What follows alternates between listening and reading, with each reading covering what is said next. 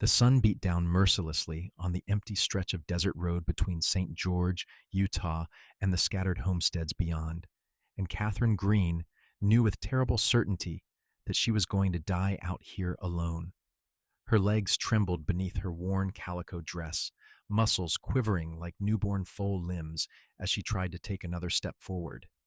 The world tilted sideways, spinning in a nauseating whirl of red rock and burning sky, and she crumpled to her knees in the dust, her body finally surrendering to the hunger that had been gnawing at her insides for 3 days straight. It was September of 1882, and Catherine had been traveling west with a wagon train that had promised safe passage to California, where her aunt supposedly waited with open arms and the prospect of a new life. Instead, the wagon master had taken the money from all 20 passengers, led them into the Utah Territory wilderness, and disappeared one night with everything of value, leaving them stranded without adequate supplies. The group had fractured immediately, families arguing over the remaining food, accusations flying like tumbleweeds in a storm. Catherine, traveling alone at 19 years old after her father's death back in Missouri, had found herself pushed out, given nothing but a canteen of water, and told to walk toward St. George if she wanted to survive. She had been walking for 2 days when her water ran out. Another day had passed since then, and she had not eaten in 3. The hunger had started as a dull ache, then transformed into sharp pains that doubled her over as she walked. Now it had evolved into something worse, a weakness so profound that her body simply refused to obey her anymore. She could not stand upright. Her vision blurred at the edges, dark spots dancing across the impossible blue of the Utah sky. Catherine pressed her cheek against the warm dirt and closed her eyes. She thought of her father, dead from consumption 6 months ago, leaving her with nothing but debts and the clothes on her back. She thought of the lies the wagon master had told, the promises of prosperity and safety. She thought about how stupid she had been to trust him, to trust anyone. Her lips were cracked and bleeding, her tongue thick in her mouth. She could not even cry anymore because her body had no moisture left to spare. The sound of hoofbeats penetrated her fading consciousness like distant thunder. Catherine tried to lift her head but could not manage it. Her arms would not support her weight. She wondered dimly if this was a hallucination, some cruel trick her dying mind was playing on her. The hoofbeats grew louder, closer, until they stopped somewhere near her head. She heard the creak of saddle leather, the soft thud of boots hitting the ground. "Lord Almighty," a man's voice said, rough and deep with shock. "Madam? Madam, can you hear me?" Strong hands touched her shoulder, gentle despite their obvious strength. Catherine managed to open her eyes and found herself looking up at a face shadowed by the brim of a wide hat. She could make out a strong jaw, darkened with several days of stubble, eyes the color of creek water in summer, and an expression of deep concern etched across sun-weathered features. "Water," Catherine croaked, the word barely audible. "Easy now," the man said. "I have got you. Can you tell me when you last ate?" Catherine tried to answer, but the world was spinning again. She felt herself being lifted as easily as if she weighed nothing at all, cradled against a broad chest that smelled of leather and horse and honest sweat.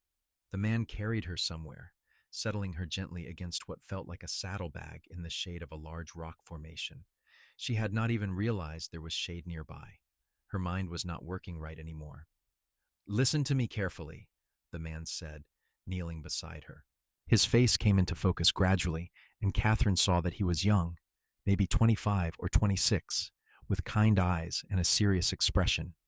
"My name is Benjamin Yates, and I am a ranch hand from the Double Bar Spread just outside St. George.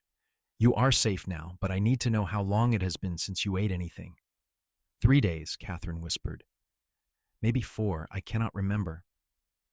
Benjamin's jaw tightened, his eyes hardening with anger that Catherine instinctively knew was not directed at her. "Those damned wagon masters," he muttered. "Begging your pardon for the language, madam, but this is the 3rd time this year I have found someone abandoned on this road. What is your name?"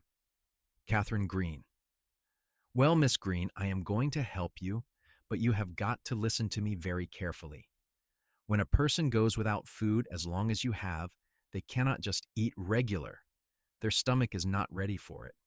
If you eat too fast or too much, it will make you sick, might even kill you. Do you understand? Catherine nodded weakly. She understood the words, but her body was screaming for food, for anything to fill the aching emptiness inside her. Every instinct she possessed was howling at her to grab whatever he offered and shove it in her mouth as fast as possible. Benjamin seemed to read her desperation in her face because he gave her a sympathetic look. I know you are hungry. I know it must be awful, but you have got to trust me to do this right. Can you do that? Yes, Catherine managed. He moved to his horse, a sturdy bay mare with intelligent eyes, and rummaged through his saddlebags.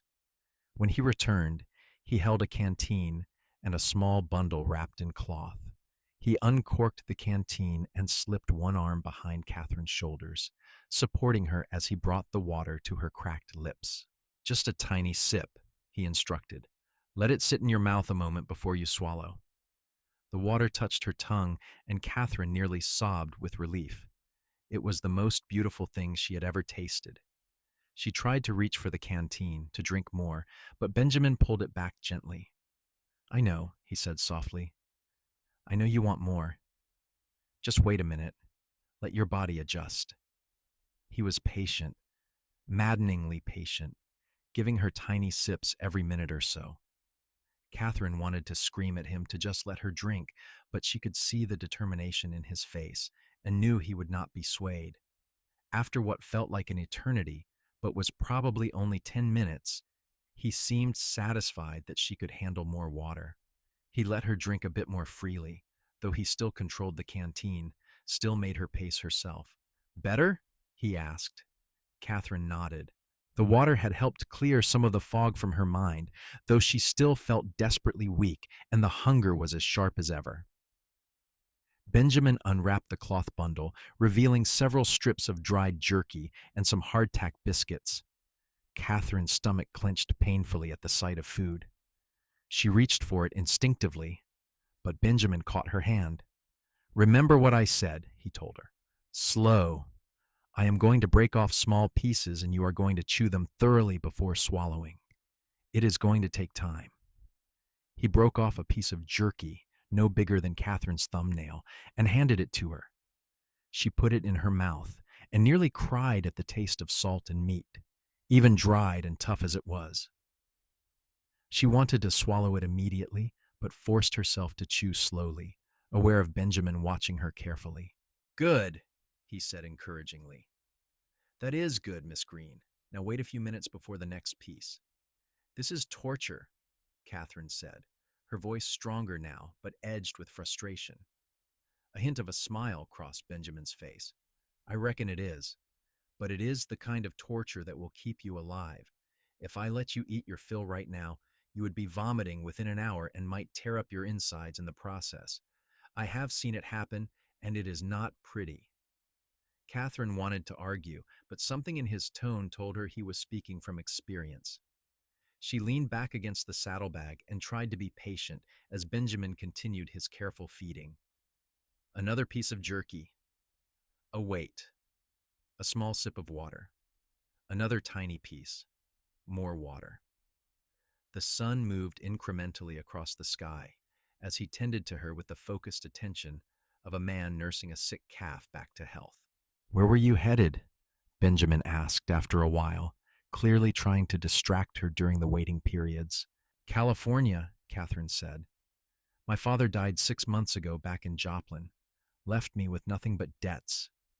My aunt wrote that she had a place for me in Sacramento, working in her boarding house.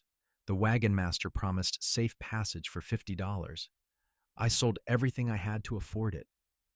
Benjamin's expression darkened. Let me guess, fellow named Silas Cobb? Tall man, slicked back hair, talks real smooth. You know him? I know of him.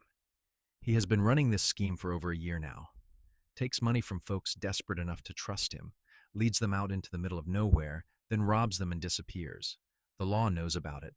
But he keeps moving between territories and nobody can seem to catch him.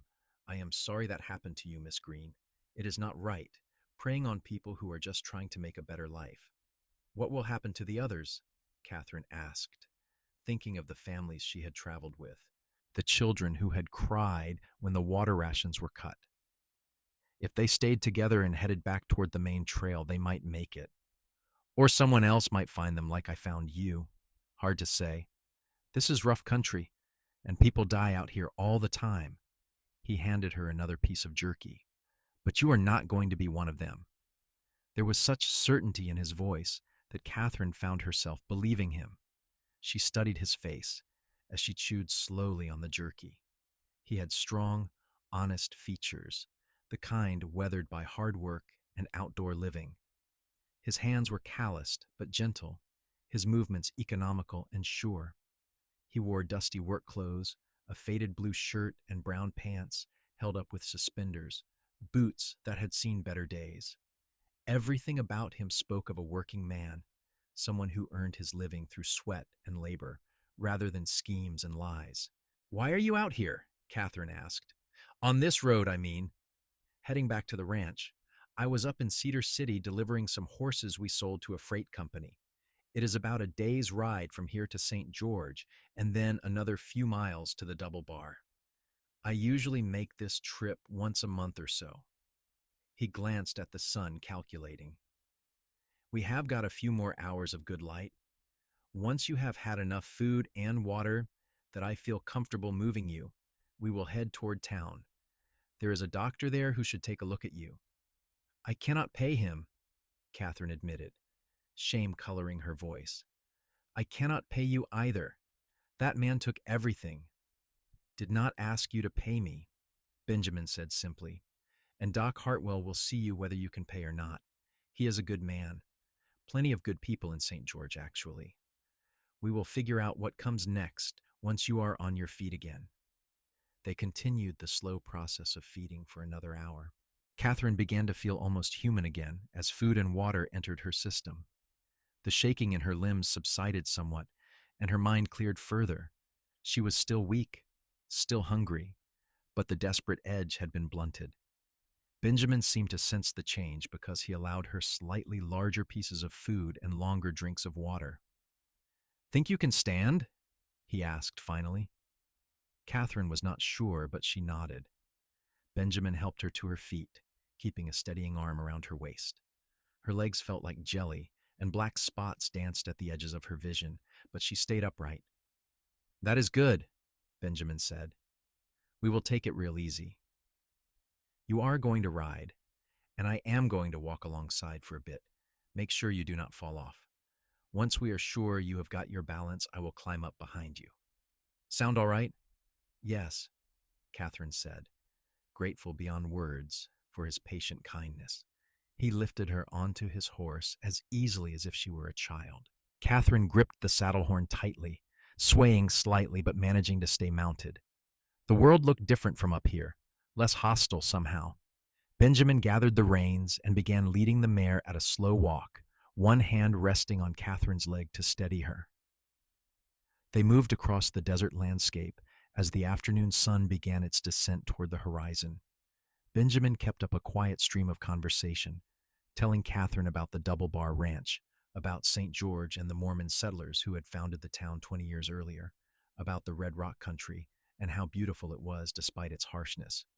His voice was soothing, and Catherine found herself relaxing into the rhythm of the horse's gait. After about half an hour, Benjamin seemed satisfied that she was stable enough. He swung up behind her in a smooth motion, settling into the saddle and reaching around her to take the reins. Catherine stiffened slightly at the intimacy of the position, very aware of his solid presence at her back, but Benjamin maintained a respectful distance as much as possible given the circumstances. Doing all right? He asked near her ear. Yes, Catherine said, and meant it. She felt safe for the first time in weeks, protected. This stranger had shown her more kindness in a few hours than anyone had shown her since her father died. They rode as the sun painted the red rocks in shades of orange and gold. Benjamin stopped periodically to give Catherine more small amounts of food and water, always careful, always patient. He pointed out landmarks, a distinctive rock formation here, a dry creek bed there, orienting her to the landscape. As darkness began to fall, they crested a rise, and Catherine saw lights twinkling in the distance. St. George, Benjamin announced. We will be there in another hour or so. True to his word, they reached the outskirts of town as full dark settled over the desert. St. George was larger than Catherine had expected, a proper town with wide streets, substantial buildings, and the white spire of a Mormon temple rising against the night sky. Benjamin guided his horse through the quiet streets, heading for a neat house with lamplight glowing in the windows. Doc Hartwell lives here, Benjamin explained, dismounting and then reaching up to help Catherine down. She slid from the saddle and her legs nearly buckled, but Benjamin caught her, supporting her weight effortlessly. Easy now. You have done real well today, Miss Greene. He helped her up the porch steps and knocked firmly on the door. After a moment, it opened to reveal a middle-aged man with wire-rimmed spectacles and kind eyes. Benjamin, the doctor said in surprise. What brings you by at this hour? Found this lady collapsed on the road from Cedar City, Benjamin said. She went without food or water for 3 or 4 days. I have been feeding her slow and careful, but I figured you should take a look at her, make sure she is all right. Dr. Hartwell's expression shifted immediately to professional concern. Bring her in, bring her in. Mary, he called over his shoulder. We have a patient. A plump woman in her 50s appeared, her face creasing with sympathy when she saw Catherine. Oh, you poor dear. Come, let us get you settled. Benjamin carried Catherine inside and laid her on an examining table in what was clearly the doctor's office. Mrs. Hartwell bustled about, lighting more lamps while the doctor began his examination, checking Catherine's pulse, looking at her eyes and tongue, pressing gently on her abdomen.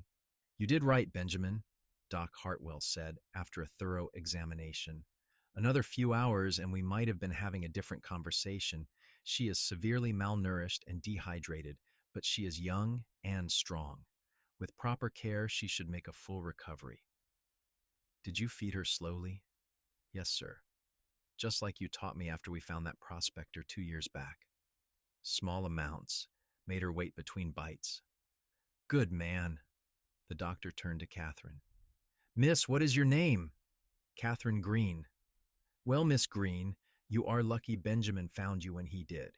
You are going to need several days of careful eating and plenty of rest. Your body has been through a terrible ordeal. Do you have family in St. George? Somewhere to stay? Catherine shook her head, tears pricking at her eyes. No, sir. I have nothing and nobody. I was trying to get to California, to my aunt, but the wagon master robbed us and left us for dead. Mrs. Hartwell made a sound of distress. Silas Cobb again, I would wager. That man is a menace. Well, dear, you will stay here with us until you are back on your feet. I will not hear any argument about it. I cannot pay you, Catherine whispered. Did we ask you to? Mrs. Hartwell said firmly. Now, I am going to make you some broth, nice and simple, and we will continue what Benjamin started. You will eat a little bit every hour or so through the night. I will stay with you to make sure you do not overdo it. In a few days, you will be eating normally again. Catherine felt tears slide down her cheeks, overwhelmed by the kindness of these strangers. Benjamin, who had been standing quietly near the door, stepped forward and awkwardly patted her shoulder. You are safe now, he said. These are good people. They will take care of you. Thank you, Catherine managed. Thank you for saving my life. Benjamin looked uncomfortable with the gratitude. Just did what anyone should do. You get yourself better now, Miss Greene. He turned to leave, but Doc Hartwell stopped him. Benjamin, I expect you will want to check on her recovery, see how she is doing. Benjamin hesitated, then nodded. Yes, sir. If that would be all right with Miss Greene. Catherine found herself nodding eagerly. The thought of seeing him again brought a warmth to her chest that had nothing to do with fever. I would like that very much. Benjamin's weathered face broke into a genuine smile, transforming his serious features into something almost boyish. "Then I will come by tomorrow after I finish my work at the ranch. Good night, Miss Greene, Doc, Mrs. Hartwell." He tipped his hat and left, his boots echoing on the wooden porch. Catherine watched the door close behind him and felt an odd sense of loss, as if something important had just walked out of her life. Mrs. Hartwell noticed her expression and smiled knowingly. "That Benjamin Yates is one of the finest young men in this territory. Came out here 5 years ago from Texas, running from some trouble with cattle rustlers who killed his family. He does not talk about it much, but everyone knows his story. He works harder than any 3 men, sends money back to a younger sister in San Antonio, and has never once shirked a responsibility. If he took an interest in you, dear, you could do far worse." "I hardly know him," Catherine protested weakly. "Give it time," Mrs. Hartwell said with a wink. "Now let me get that broth started." The next several days passed in a haze of rest and careful eating. Mrs. Hartwell proved to be a devoted nurse, waking Catherine every few hours to give her small amounts of food and checking on her constantly. Dr. Hartwell examined her twice daily, monitoring her recovery with professional thoroughness. Catherine's strength returned gradually, her body slowly remembering how to process nourishment. Benjamin came every evening after his work was done, usually dusty and tired, but always taking time to sit with Catherine and talk. At first, their conversations were simple, him asking how she felt and her assuring him she was getting better. But as the days passed, they began to really talk, sharing stories about their lives. Catherine learned that Benjamin was 24, that he had left Texas after rustlers attacked his family's small ranch, killing his parents and burning everything they owned. He had gotten his younger sister Rachel safely to relatives in San Antonio, then headed west, looking for a fresh start. He had found work at the Double Bar Ranch and had been there ever since, working as a ranch hand and saving every penny he could to eventually buy his own land. "It is good country here," Benjamin told her one evening as they sat on the Hartwells' front porch. Catherine was finally strong enough to walk around a bit, though she still tired easily. "Hard but honest. A man can build something real if he is willing to work for it. I have my eye on a piece of land up near Snow Canyon. Beautiful spot, good water, decent grazing. Another year or two and I will have enough saved to make an offer." "What about your sister?" Catherine asked. "Will she come out here?" Benjamin's expression softened. "I hope so. Rachel is 16 now, living with our aunt and uncle. They are good people, but I know she wants to have a home of her own again. Once I get established, I will send for her. She can help run the ranch, maybe meet a good man, and start a family. That is what our parents would have wanted." Catherine found herself moved by his obvious devotion to his sister. She told him about her own childhood in Missouri, about her father who had been a schoolteacher before consumption ravaged his lungs. She spoke of the slow decline, the medical bills that ate through their savings, the loneliness after he died. "He was a good man," Catherine said softly. "He taught me to read and write, to think for myself. He wanted me to have opportunities, to be more than just someone's wife. I think that is why he made me promise to go to my aunt in California. He knew I would have a chance at independence there." "You still could," Benjamin pointed out. "Once you are fully recovered, if you still want to go to California, I will make sure you get there safely. I could escort you myself, or we could arrange passage on a proper stage line." Catherine looked at him, this kind man who had saved her life and asked for nothing in return.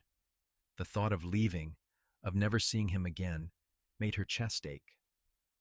"What if I do not want to go?" she heard herself ask.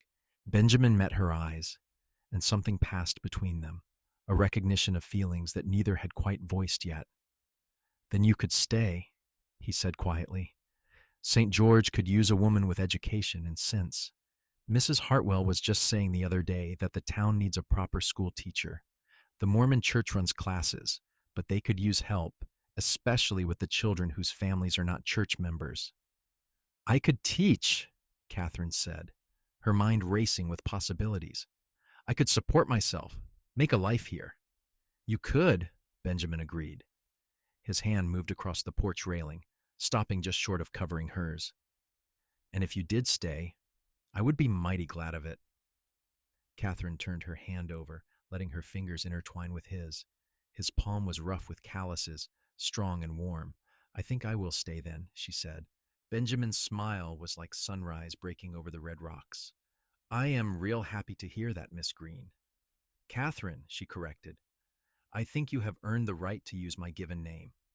Katherine, he repeated as if tasting the word. That is a fine name. You can call me Ben. That is what my friends use. Over the following weeks, Katherine's recovery completed and she began to rebuild her life in St. George. Mrs. Hartwell helped her acquire proper clothing from donations and the charity of church members. Doc Hartwell introduced her to the school board, and after a simple interview where she demonstrated her reading and arithmetic skills, Katherine was offered a position as an assistant teacher. The job did not pay much, but it included a small room behind the schoolhouse where Katherine could live. She threw herself into the work, discovering that she loved teaching even more than her father had.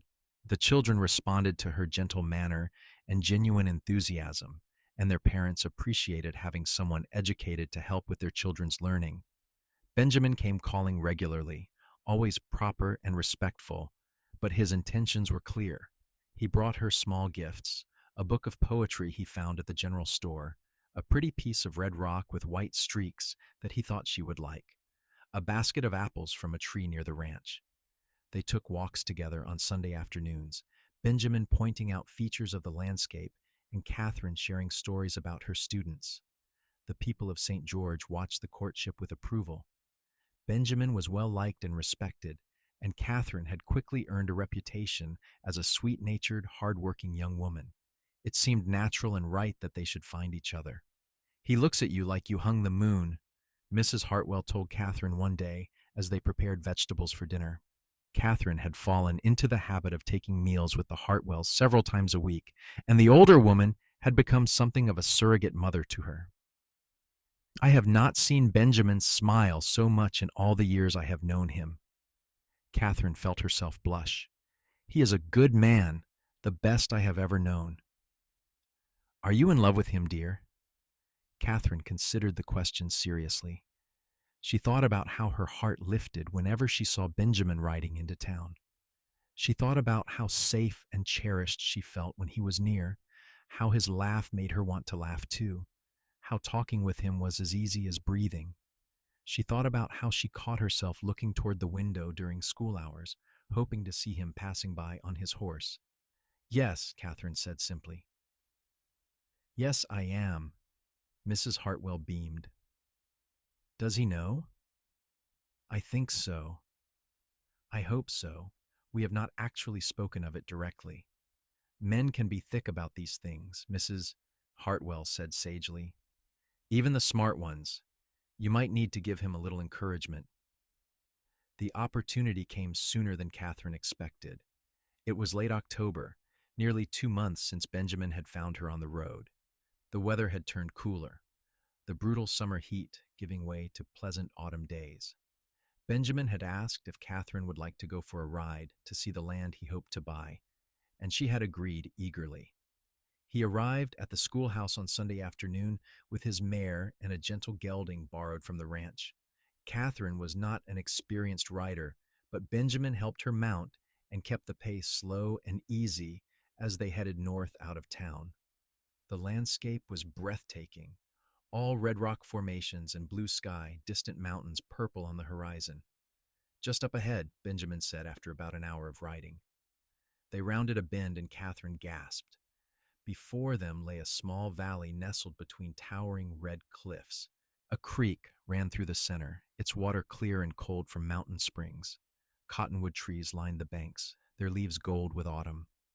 The valley floor was covered in good grass, and Katherine could easily imagine cattle grazing here. It is beautiful, she breathed. Benjamin dismounted and helped her down, then stood beside her, both of them gazing at the land. 200 acres, he said. The man who owns it now wants to move back east, be near his grandchildren. He is asking a fair price, not trying to gouge anyone. I have been saving for 3 years, and I finally have almost enough. Another 6 months, and I can make him an offer.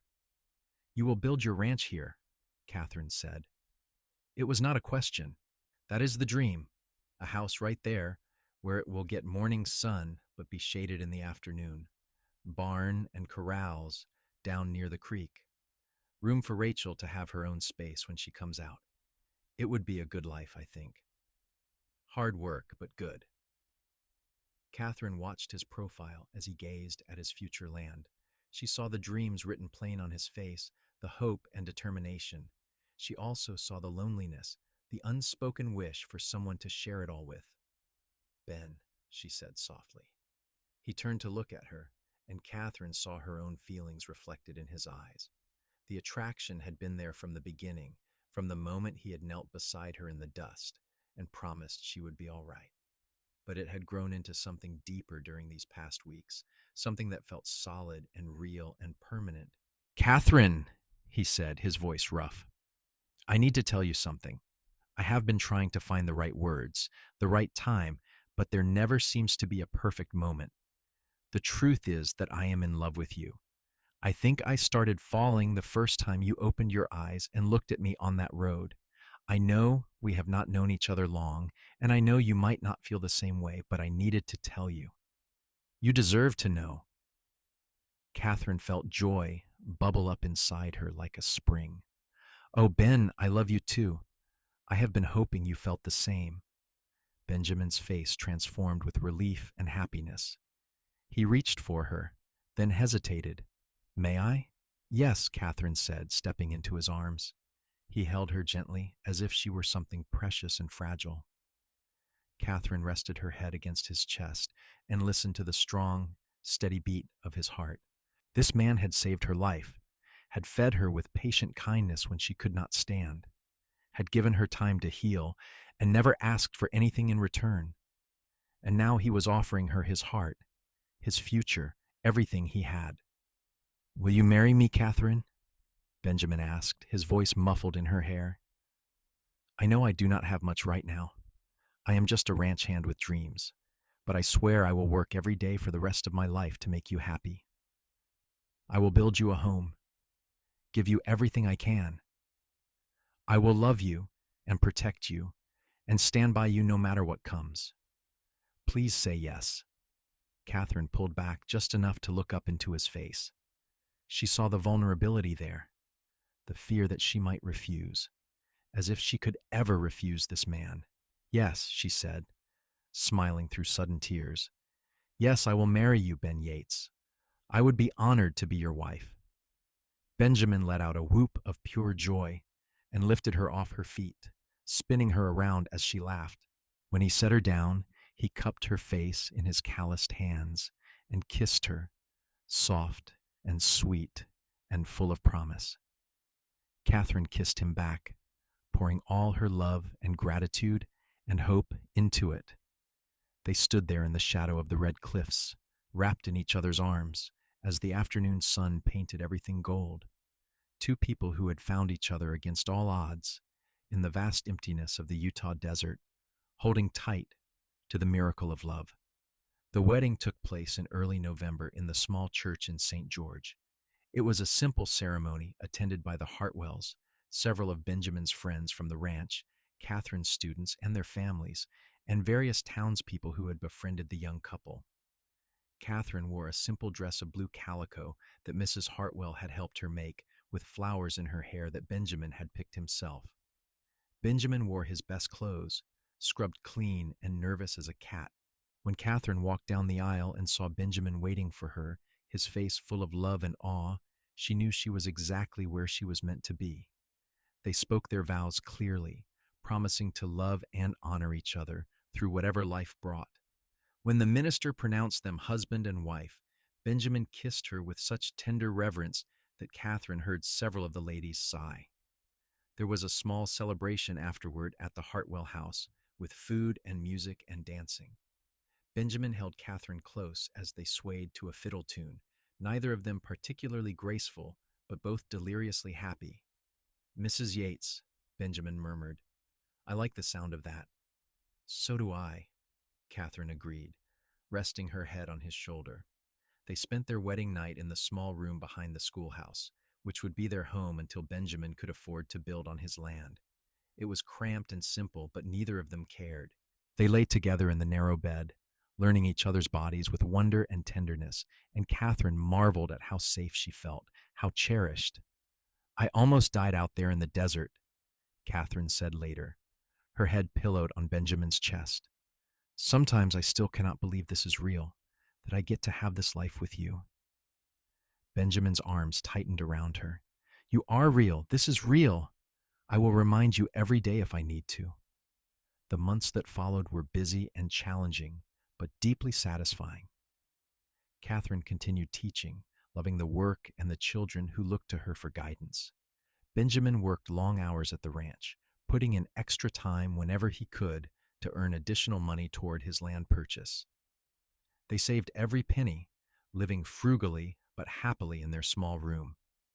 In December, Benjamin received a letter from his sister Rachel. She wrote that she was doing well, but missed him terribly. She asked about his life in Utah and said she dreamed of the day she could join him.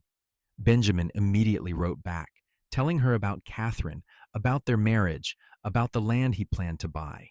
He promised her that soon, very soon, they would have a home where she could come and be part of their family. Christmas was lean but joyful. Catherine made Benjamin a warm scarf from wool she had carefully saved to buy. Benjamin gave her a beautiful leather-bound journal, knowing she loved to write. They spent the day with the Hartwells and several other friends, sharing a meal and songs and the warmth of community. As winter turned to spring, Benjamin finally had enough money saved. He approached the landowner, a grizzled rancher named Mr. Cutler, and made his offer. They negotiated for several days, but eventually came to an agreement. The land was Benjamin's.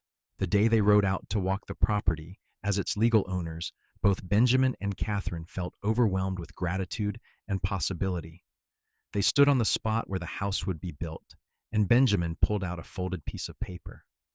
I drew up some plans, he admitted, looking almost shy.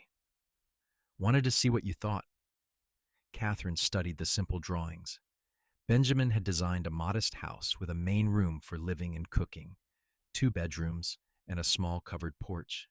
It was not fancy, but it was thoughtful, with windows positioned to catch the light and a fireplace for warmth.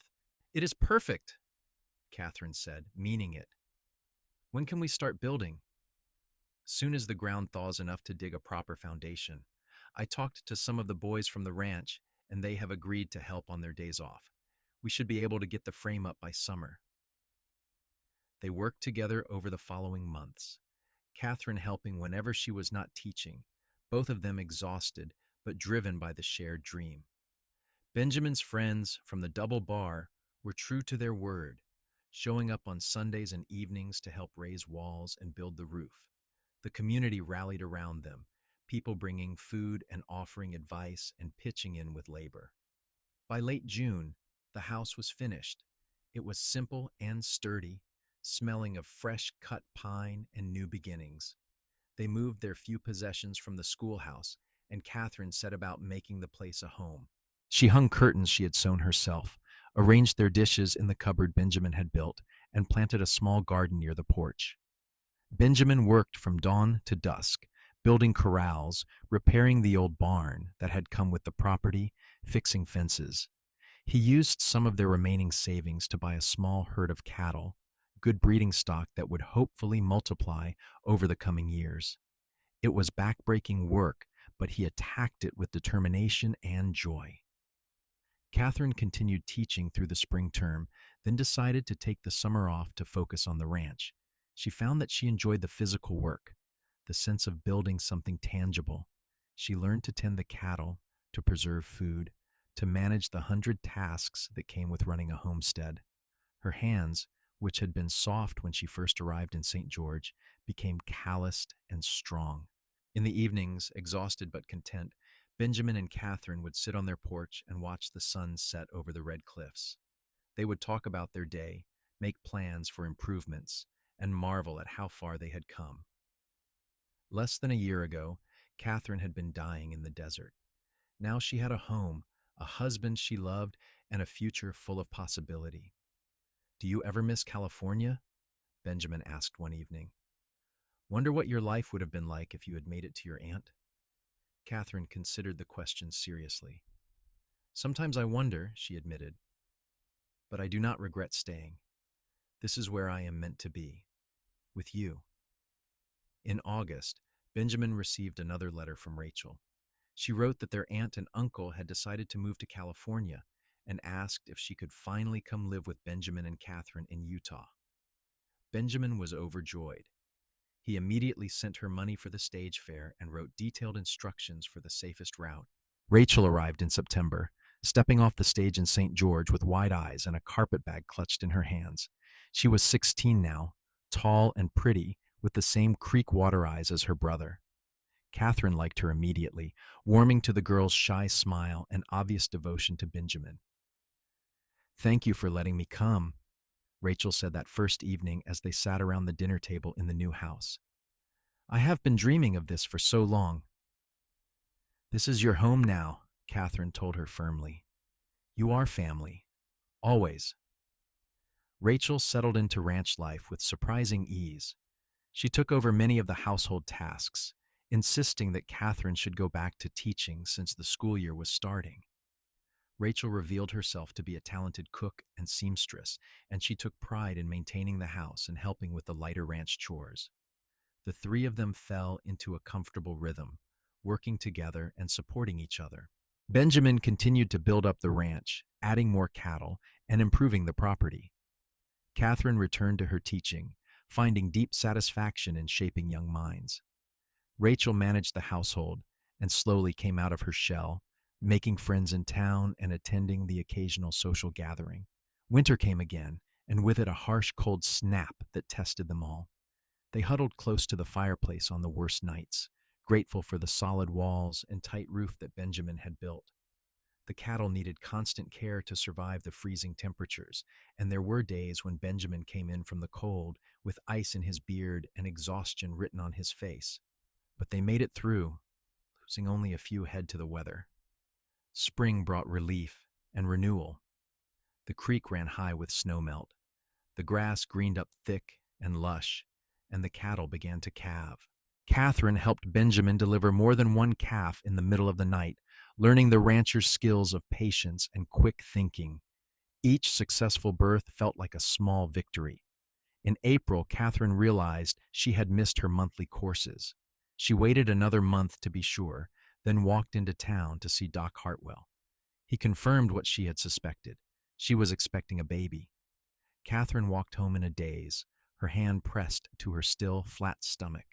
She and Benjamin had talked about children, hoped for them, but the reality was overwhelming. She was going to be a mother. They were going to have a child.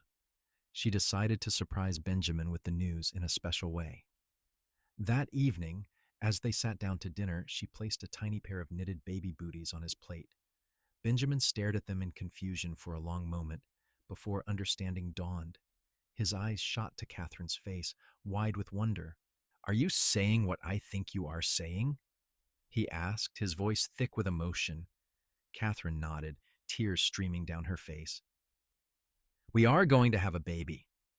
Benjamin let out a shout of joy and pulled Catherine into his arms, lifting her off her feet and spinning her around just as he had that day at the valley when she agreed to marry him. Rachel squealed with excitement, clapping her hands and immediately beginning to plan all the things the baby would need. The pregnancy progressed smoothly. Catherine continued teaching through the spring term, then reluctantly gave notice that she would not be returning in the fall. Her students made her a quilt as a goodbye present, each child decorating a square with their own drawings and messages. Catherine cried when they presented it to her, touched beyond words. Summer was hot and Catherine grew large with the baby. Benjamin fussed over her constantly, insisting she rest and not overwork herself. Rachel became her devoted companion, helping with everything and excitedly preparing the second bedroom for the nursery. They washed and folded tiny clothes that church ladies brought by, stitched blankets, and set up the simple cradle that Benjamin had carved by hand. In late August, Catherine's labor began in the middle of the night. Benjamin rode hard for town to fetch Doc Hartwell, while Rachel stayed with Catherine, holding her hand and murmuring encouragement. The doctor arrived within an hour, and Mrs. Hartwell came with him, carrying her bag of supplies and wearing the calm, capable expression of a woman who had assisted at countless births. The labor was long and difficult. Catherine had never experienced such pain, waves of it that seemed to split her in two. But Benjamin stayed by her side the entire time, holding her hand, wiping her face with cool cloths, telling her how strong she was, how proud of her he was. His presence gave her the strength to keep going. Finally, as the sun rose and painted the red cliffs outside their window in shades of pink and gold, Catherine gave one final push and heard the most beautiful sound in the world, her baby's first cry. "It is a boy," Doc Hartwell announced, laying the squalling infant on Catherine's chest. A fine, healthy boy. Catherine looked down at her son, this tiny, perfect creature with a red face and a shock of dark hair. Benjamin leaned over them both, his eyes wet with tears, and gently touched the baby's tiny hand. The infant immediately gripped his finger with surprising strength. "Hello, son," Benjamin whispered. "I am your pa. Welcome to the family." They named him Thomas Benjamin Yates, Thomas after Catherine's father and Benjamin after his. Little Tommy was a healthy, hungry baby who kept them all awake at night with his demands to be fed. Catherine was exhausted but radiant with happiness. Benjamin walked around in a state of constant wonder, amazed that he had helped create this small person. Rachel was a devoted aunt, always ready to rock the baby or change him or sing him songs.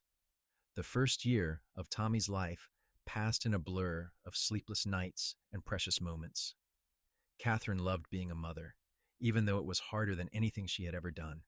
She loved the weight of Tommy in her arms, the sweet smell of him, the way he looked at her with complete trust.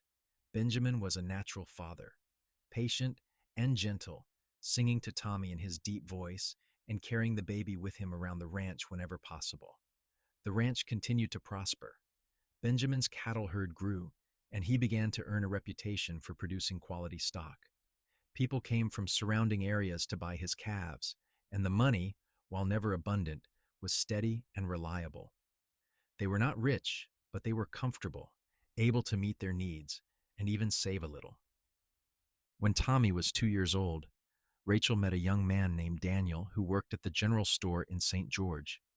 He was kind and hardworking, from a good family, and clearly smitten with Rachel. Benjamin gave his blessing for Daniel to court his sister, and by the following spring, they were engaged. The wedding was held at the ranch, with everyone gathering in front of the house as the minister performed the ceremony. Catherine watched with tears in her eyes as Rachel, looking beautiful in a dress they had made together, promised to love and honor Daniel. Benjamin stood proud and tall, giving his sister away and welcoming Daniel into the family. Rachel and Daniel moved to a small house in town above the general store. Catherine missed having her sister-in-law in the house every day, but they visited often, and Rachel was always ready to help when needed. The two women had become true friends, bound by love for Benjamin and the life they had all built together. When Tommy was 3, Catherine discovered she was pregnant again. This pregnancy was easier than the first, her body knowing what to do this time. In the spring of 1887, she gave birth to a daughter they named Sarah Marie. Sarah was small and perfect, with Catherine's dark hair and Benjamin's green eyes. Tommy was fascinated by his baby sister, wanting to help with everything. Catherine had to constantly remind him to be gentle, but his devotion to Sarah was touching. Benjamin was equally enamored, this rough cowboy reduced to a puddle of mush by his tiny daughter. "She is perfect," he told Catherine one night, cradling Sarah as she slept. "They are both perfect. I cannot believe this is my life. 5 years ago, I was alone, just working and saving and dreaming. Now I have you, 2 beautiful children, a home, a thriving ranch. How did I get so lucky?" "It is not luck," Catherine said softly. "It is what you built through hard work and goodness. You deserve all of this, Ben. You deserve to be happy. I am happy, Benjamin said, looking at her with such love that it made her chest ache. Happier than I ever imagined possible. The children grew, and the ranch grew with them. Benjamin hired a couple of hands to help with the work, young men who reminded him of himself when he first came to Utah. He taught them the ranching skills he had learned, paid them fair wages, and treated them with respect. Word spread that the Yates Ranch was a good place to work, and Benjamin never had trouble finding reliable help. Katherine occasionally took on private students, children who needed extra help with reading or arithmetic. She loved teaching and did not want to lose that part of herself, but her primary focus was on her own children and the ranch. Tommy grew into a sturdy boy who loved following his father around, learning everything he could about cattle and horses.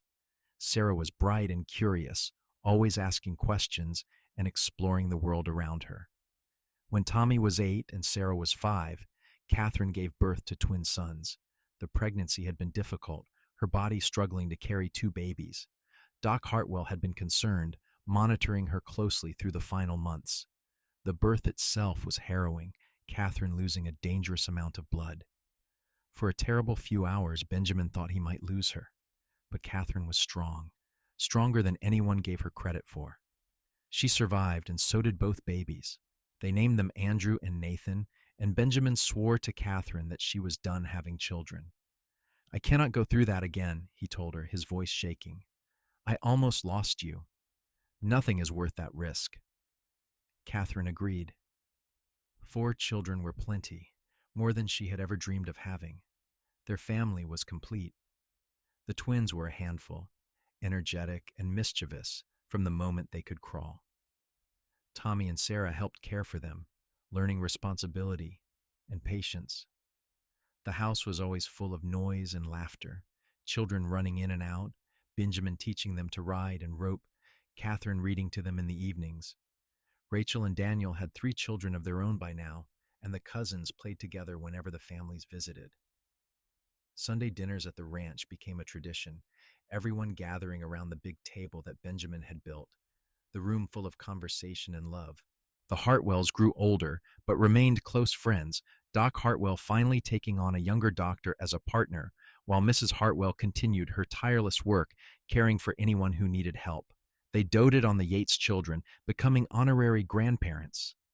The years passed in a rhythm of seasons and growth. The children went to school in St. George, riding together in a small wagon that Benjamin drove them in each morning before heading to the ranch work. Katherine sometimes volunteered at the school, helping the new teachers and sharing her experience. She found deep satisfaction in watching not just her own children, but the whole community of young people grow and learn. Tommy proved to be a natural rancher like his father, taking on more and more responsibility as he grew into his teenage years. Sarah discovered a love of horses and began training them with a skill that amazed everyone. The twins were still young, but showed promise of being just as capable as their older siblings. Benjamin's hair began to show threads of gray, his face more lined by sun and wind, but he was still strong and capable. He had fulfilled every promise he made to Katherine on that day in the valley, building her a home, giving her a good life, loving her through every challenge and triumph. Katherine, now in her 30s, had become a pillar of the St. George community. She organized fundraisers for the school, helped new families get settled, and was known for her kindness and practical wisdom.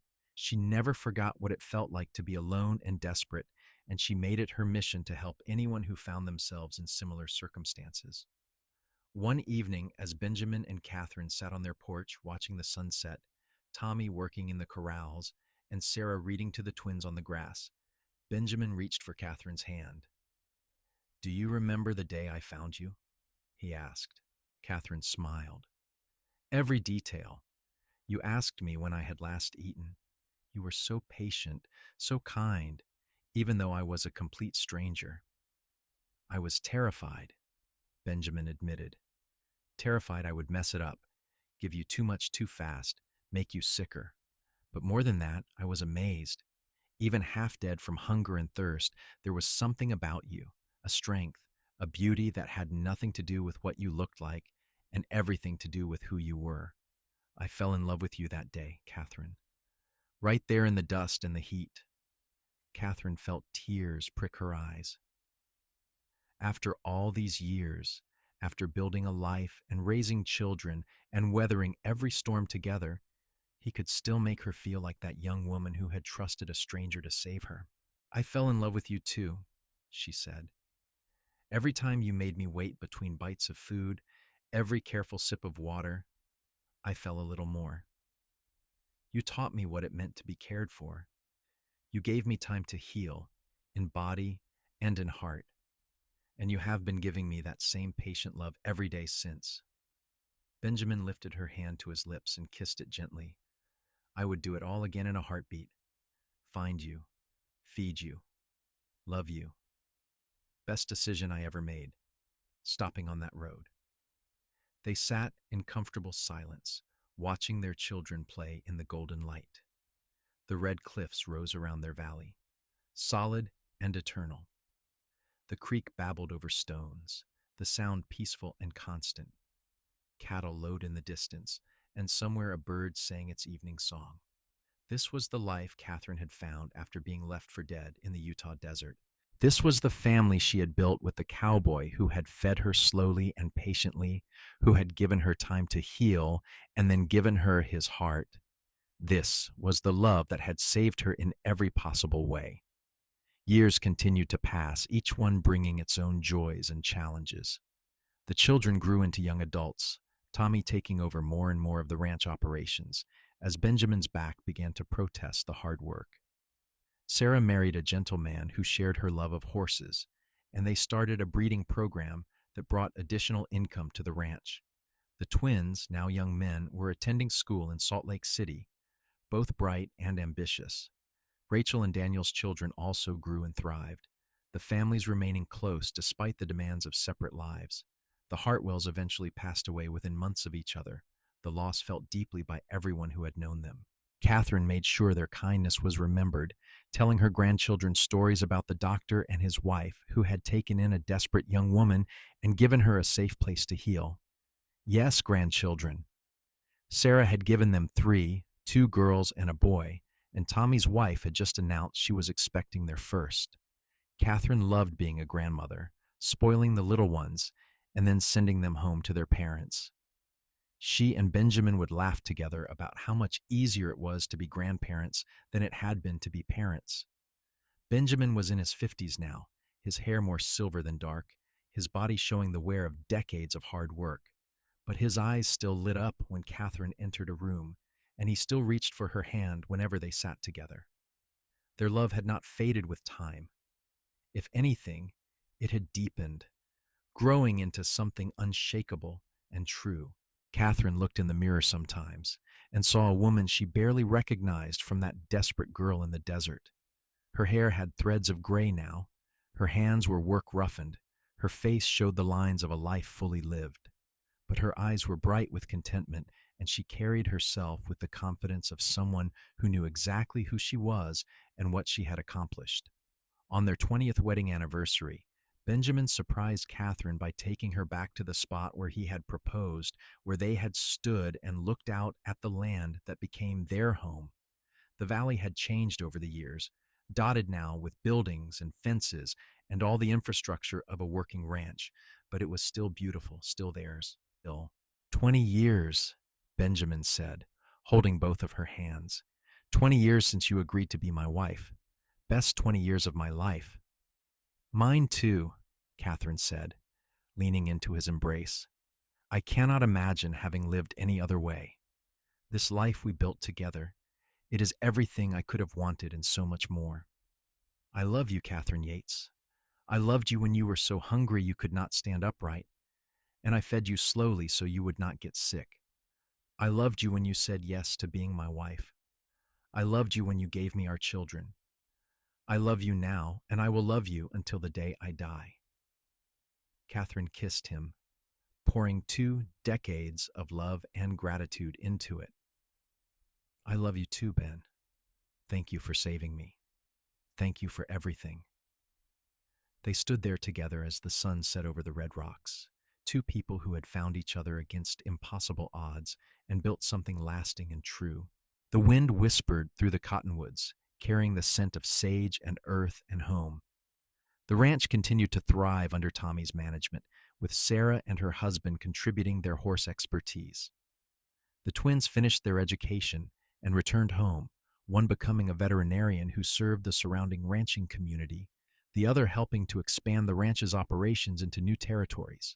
The Yates family became known throughout the region as honest, hardworking people who treated everyone fairly and helped their neighbors in times of trouble.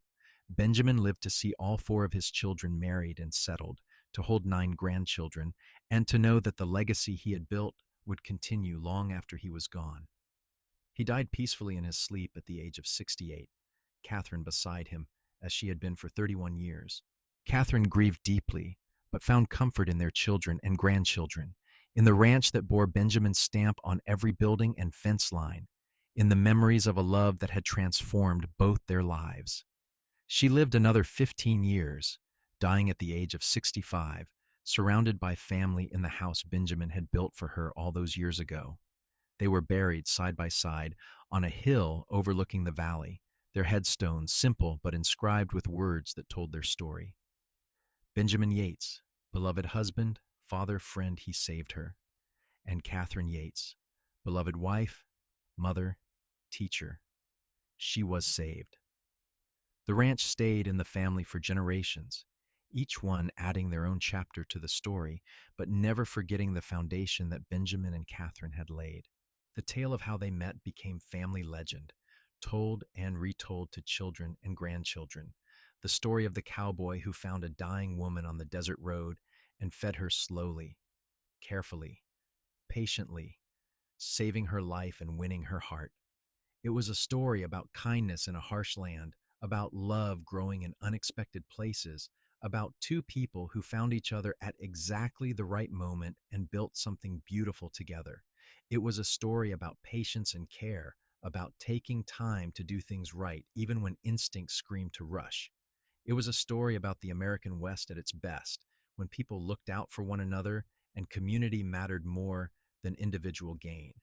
And it was a love story, pure and simple, the kind that transcends time and circumstance, the kind that reminds us all that sometimes the greatest adventures begin with a simple act of compassion. Katherine had been so hungry she could not stand upright, and Benjamin had fed her slowly so she would not get sick. From that moment of desperate need and patient care, from that meeting on a dusty road in the Utah desert, grew a love that lasted a lifetime and echoed through generations, a testament to the power of kindness and the enduring strength of the human heart.